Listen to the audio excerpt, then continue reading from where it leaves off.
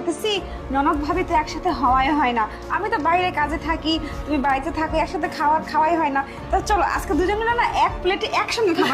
না না, আপনি এটা কি বলতেছেন? এটা আমি আপনার জন্য নিয়ে আসছি।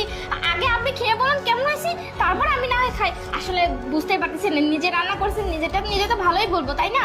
আচ্ছা ঠিক আছে। দেরি কেন করতেছেন? একবারে খাবারটা ঠান্ডা হয়ে যাচ্ছে, আর ঠান্ডা হয়ে গেলে কিন্তু খাবার একদম স্বাদ লাগে না। শুরু করুন। আচ্ছা হ্যাঁ খাবো তো বলতেছি। শোনো আমি তো মনে করো তোমাকে অনেক ভালোবাসি, তুমি আমাকে ভালোবাসো, আমি তোমাকে একটু খাইয়ে দিই, ঠিক আছে? না না তারপর আমি না না খাই। না, প্লিজ জোর করবেন না। আমি যেহেতু আপনার জন্য আর ও বুঝতে পারছি, আমি আজকে নিজ হাতে আপনার জন্য রান্না করেছি, তাই আপনি খেতে যাচ্ছেন না। ওকে ঠিক আছে, খেতে হবে না দেন। আরে না না শোনো বলতেছি, মানে তুমি একটু খেলে আমি একটু খেলে আমাদের দুজনেরই ভালো লাগতো, দুজনে মজা করে খেতাম গল্প করতে করতে, বুঝো না? আমি তো বললাম যে আমারটা রাখা আছে টেবিলে, আর এটা আপনার জন্য নিয়ে আসছি।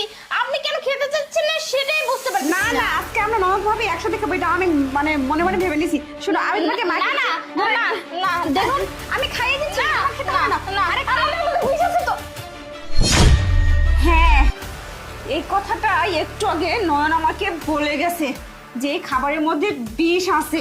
দেখছেন ম্যাডাম, আমি বলছিলাম না ছোট ম্যাডাম আপনার খাবারের মধ্যে বিষ মিশাতে। এবার তোমারই তো হলো। চুপ, হ্যাঁ? একদম চুপ। ও আমাকে ঠিকই বলছিল, কিন্তু আমি বিশ্বাস করতে পারতেছিলাম না। তাই সামান্য ছোট্ট একটা পরীক্ষা নেওয়ার জন্য এতক্ষণ এই কাহিনীটা করছি।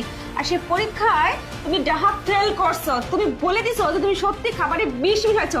নয়নের ঠিক ছিল, আজকে নয়ন না থাকলে আমার প্রাণটা আজকে শেষ হয়ে যেত। ও আমার জীবন বাঁচাইছে, তুমি ওকে কি শাসাচ্ছ? হ্যাঁ কেন করছো এই কাজটা? আমি তোমাকে কত ভালোবাসি, তোমার ভাইয়া কত ভালোবাসে, কেন তুমি আমাকে মারতে চাইছো? বলো আমাকে, সত্যিটা বলো। কেননা আমি আপনাকে সহ্য করতে পারি না।